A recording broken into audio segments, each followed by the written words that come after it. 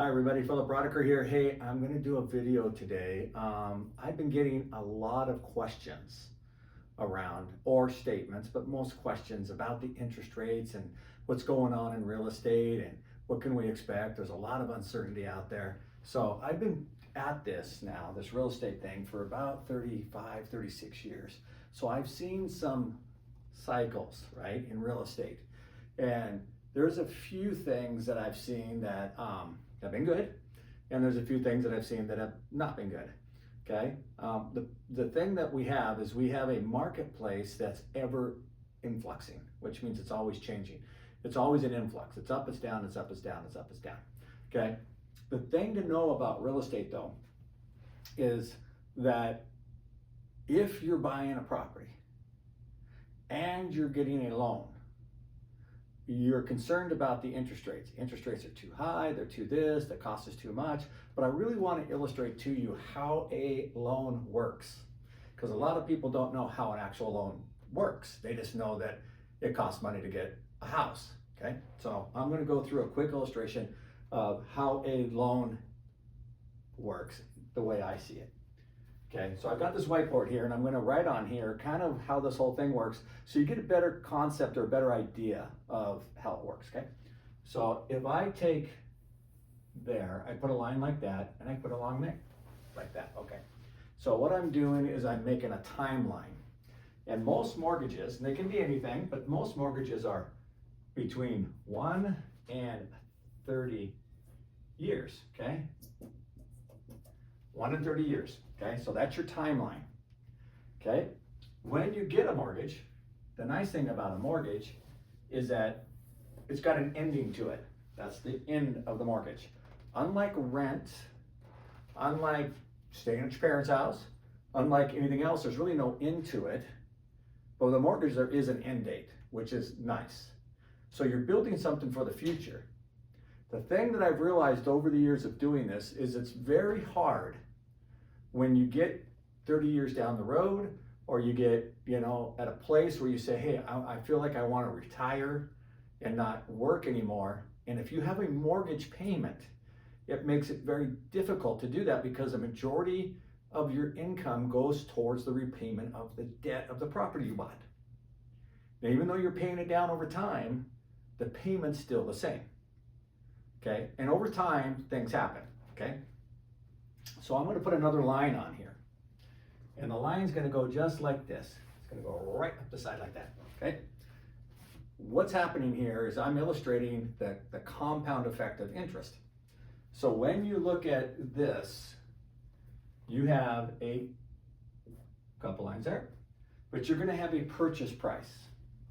And let's say today, your purchase price is, I'm just going to say, 700,000, okay? I'll just use that number. How about that? 700,000, okay? When I first did this graph, I was using the number 100,000. So in 35 years, things have changed, okay? But I'm going to use the number 700,000, and I'm going to say at 6%, okay? So 700,000 at 6%. Now, I don't have the exact numbers. This is just for an illustration purposes. So don't quote me on the exact fact figure numbers because I'm doing this off the top of my head, okay? So $700,000, 6% interest. That's what the bank quotes you today, okay? And you're going, oh my gosh, the payment on that is about, let's say, $3,500. So I'll put $3,500 right over here. That's your payment, okay? So if we know we pay $3,500, 700,000, 6%, 3,500 over 30 years, it'll be paid off. So at least now we have stability because we can see where we're going. With rents, you don't have the same sight, right? Because rents are always going up. And if the average rent goes up, let's say 6%, it's going up, doubling basically in value every 10 years. So that the number that you rent today, 10 to 12 years from now will be double what it is. So if rent today is 3,500, 10 to 12 years from now, it's going to be 7,000. So just know that you fixed this today. So once you buy a house, once you create a mortgage, once you do this, you have created an historic event because the number is fixed.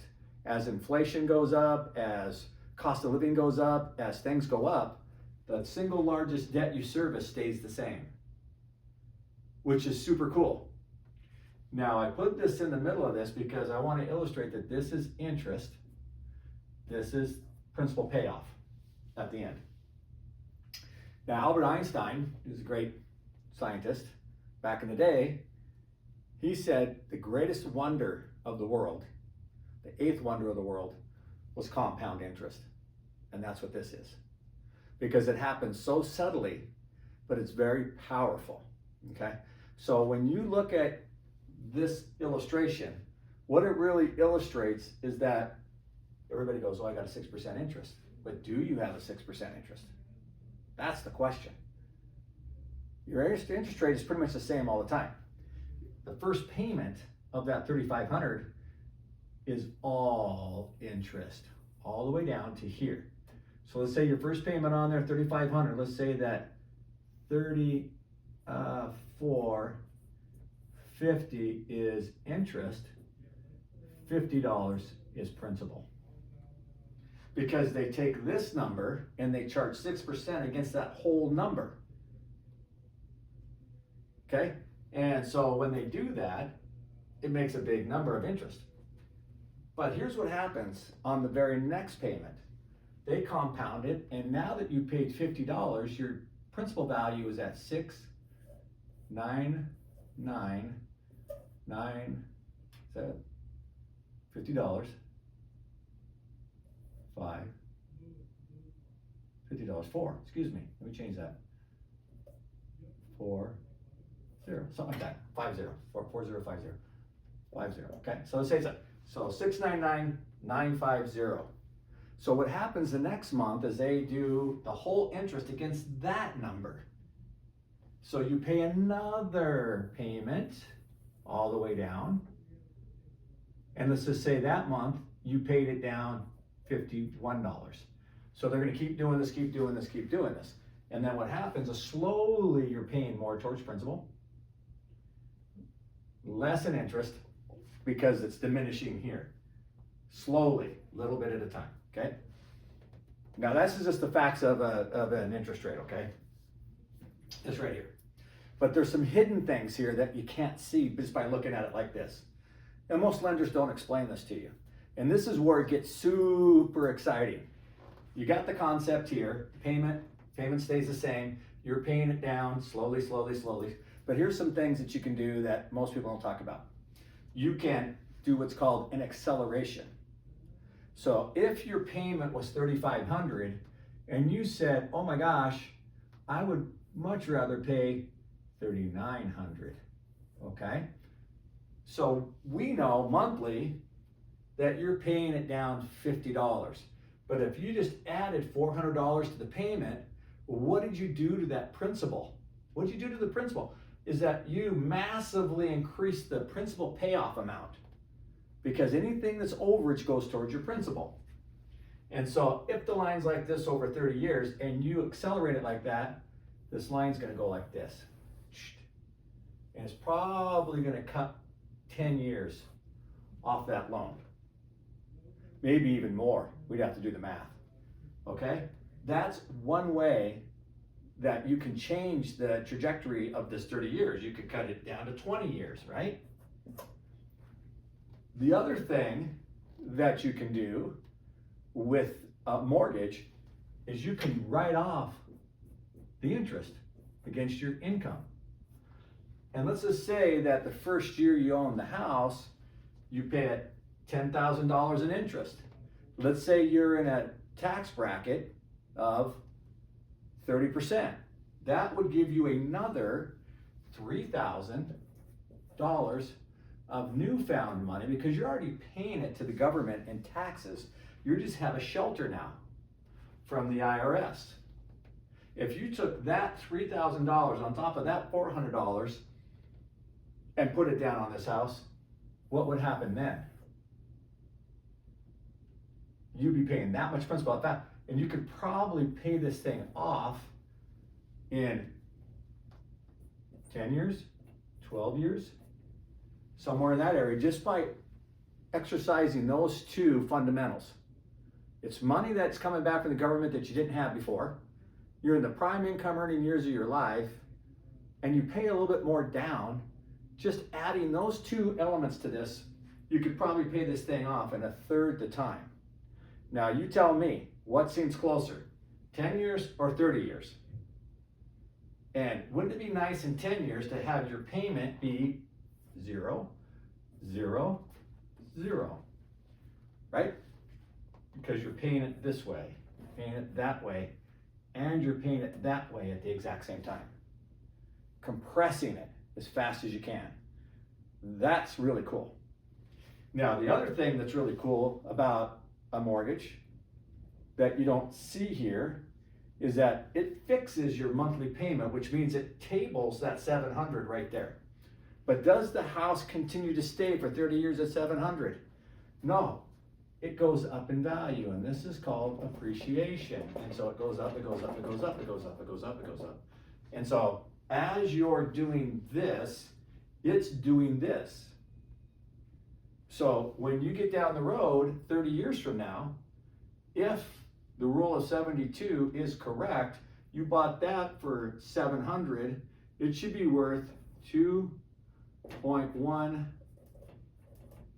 million on 700 today, following that. Now, I've only followed this for 36 years.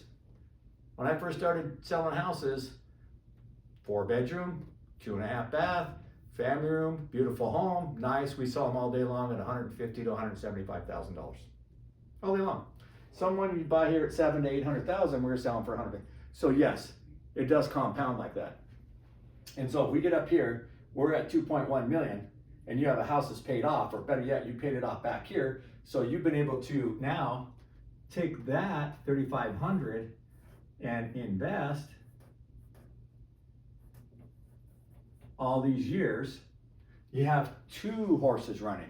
You have an investment vehicle that you're paying into, 401k, SEP IRA, something of that nature, and you have no mortgage payment at the same time.